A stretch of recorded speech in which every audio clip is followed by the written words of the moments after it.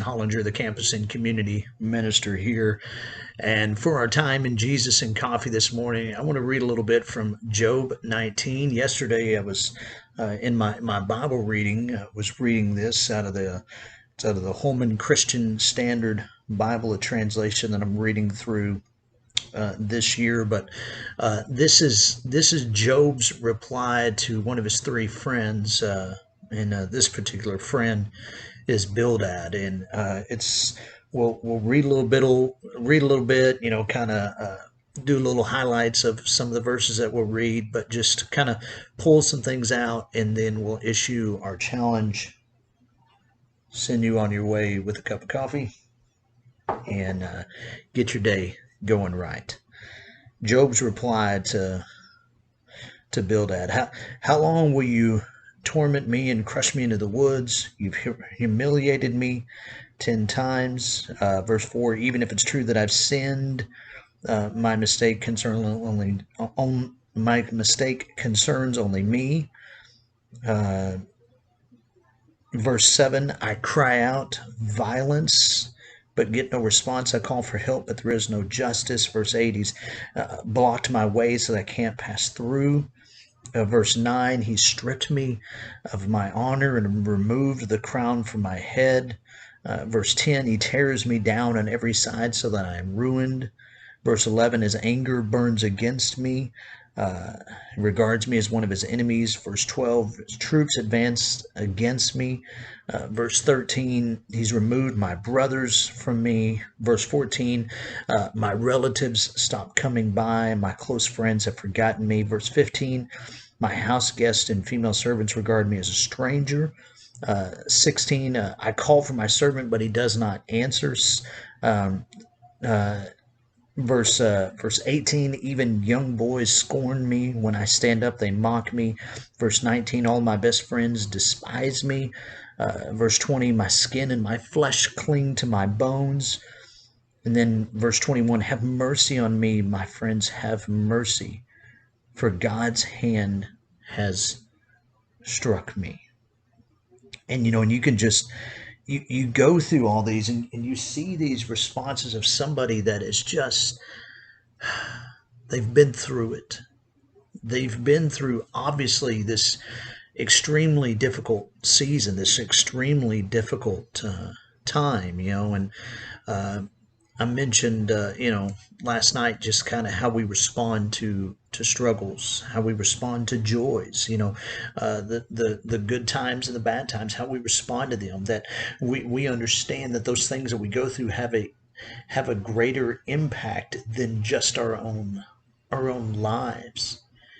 And what's crazy is you kind of see on the midst of this, it kind of, you you kind of smile, kind of in the midst of it. Verse 17, I skipped this one. It says, my breath is offensive to my wife, and my own family finds me repulsive. When I first read that, I was like, wow, is there nothing that is just going on in Job's life that somebody can say? Usually you get, I know this is all bad, but at least he's got this going for him. At least she's got this going for her. You know, Job says not only is just everything going wrong, I mean, even even the little things are a struggle. And so he cries out, have mercy on me, O God. You know, I wonder how many times we see those words in Scripture. Have mercy on me, O God.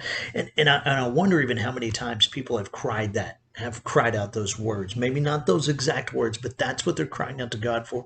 You know, God, give me a break. God, help me. God, see me. God, hear me. God, I don't know what to do. And I wonder, in the midst of those situations, how many times as go through situations, difficult ones, where do you turn? Where do people turn to in the midst of those moments? And that's what I want to challenge you with today. Is who do you seek to turn to? Who is it that you look to when times are difficult, when you're wondering how you're going to manage, how you're going to make it through something? Who do you look to for help? Who do you cry out to? There's nothing wrong with having good friends. I have some good friends that I can reach out to. But as great as they are, there are certain things that they just cannot do that God can. And that's not even saying that, they're because they're human, they're going to let me down. Well, that's a very rare occasion I've experienced that they have let me down. But there are just certain things that they just can't do that God can do. And so I think in the midst of this, to be a friend to someone else. First, as the old gospel song says, I'll be a friend to Jesus.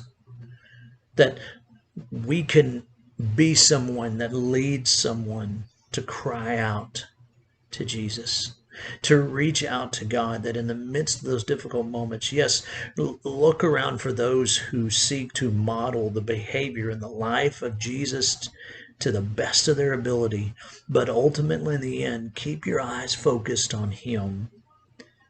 Keep your eyes fixed on the author, the perfecter of our faith. Keep your heart directed towards Him, so that when you do encounter someone in difficult times, that you can lead them to cry out to God for mercy, to God for help.